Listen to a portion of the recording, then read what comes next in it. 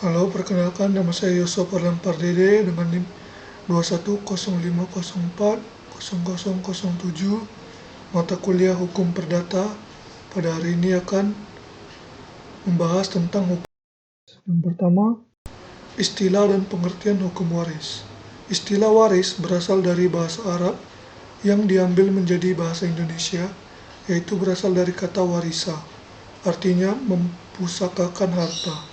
Waris artinya ahli waris. Waris menunjukkan orang yang menerima atau mempusakakan harta dari orang yang telah meninggal. Menurut R. Santoso Pujo Subroto, hukum waris adalah hukum yang mengatur apakah dan bagaimanakah hak-hak dan kewajiban tentang harta benda seseorang pada waktu ia meninggal dunia yang akan beralih kepada orang lain yang masih hidup. Yang kedua, unsur-unsur pewarisan. Unsur-unsur pewarisan ada 3. Yang pertama yaitu pewaris adalah seseorang yang meninggal dunia dan meninggalkan harta warisan. Yang kedua, harta warisan ialah kekayaan, kumpulan aktiva, atau untuk pembagian yang ditinggalkan pewaris. Yang ketiga, ahli waris ialah mereka yang untuk seluruhnya atau untuk sebagian secara berimbang bentuk menerima harta warisan dari pewaris yang disebut sebagai penerima hak berdasar atas hak umum. 3. Hak-hak dasar atau asas-asas pewarisan. Yang pertama yaitu Le mort saisir le vif, artinya pewarisan hanya berlangsung karena kematian. Tertulis dalam pasal 830 KUH Perdata. Yang kedua, hanya hak dan kewajiban dalam lapangan hukum kekayaan atau yang dapat dinilai dengan uang saja yang dapat diwariskan atau diwarisi.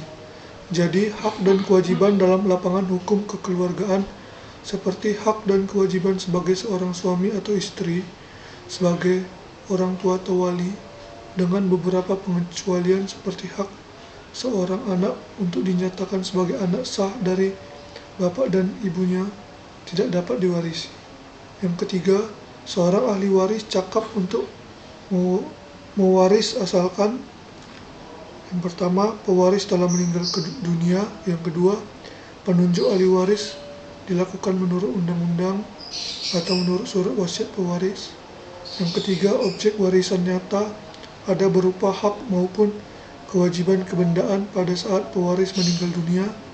Yang keempat, ahli waris tidak dinyatakan sebagai orang yang tidak layak menerima warisan itu.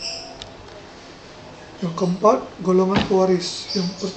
Golongan pertama yaitu suami atau istri yang hidup terlama dan anak atau keturunannya. Tertulis dalam pasal 852 KUH Perdata. Jika orang-orang dari golongan pertama masih hidup, maka merekalah yang berhak mewarisi semua harta peninggalan, sedangkan anggota keluarga lainnya tidak mendapat bagian apapun. Dalam golongan pertama dimasukkan anak-anak beserta turunan-turunan dalam garis lencang ke bawah, dengan tidak membedakan laki-laki atau perempuan dan tidak membedakan urutan kelahiran. Jika tidak terdapat anggota keluarga dari golongan orang-orang pertama, maka golongan kedua yang tampil sebagai ahli waris. Golongan kedua, yaitu orang tua dan saudara kandung pewaris.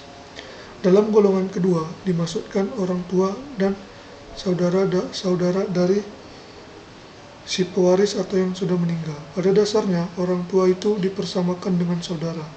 Tetapi bagi orang tua diadakan peraturan-peraturan yang menjamin bahwa ia mendapat bagian yang tidak kurang dari 1/4 harta peninggalan. Jika tidak terdapat sama sekali anggota keluarga dari golongan kedua, harta peninggalan itu dipecah menjadi 2. Satu untuk para anggota pihak ayah dan satu bagian untuk para anggota keluarga pihak ibu. Golongan ketiga, yaitu keluarga dalam garis lurus ke atas sesudah bapak dan ibu pewaris dan keturunannya. Tertulis dalam pasal 853 KUH Perdata. Yang keempat atau golongan keempat yaitu paman dan bibi pewaris baik dari pihak bapak maupun dari pihak ibu, yaitu keturunan paman dan bibik sampai derajat ke-6 dihitung dari pewaris. Yang kedua, saudara kakek dan nenek beserta keturunan sampai derajat ke-6 dihitung dari pewaris. Inilah hasil kerja saya. Mohon maaf jika ada kesalahan. Sekian dan terima kasih.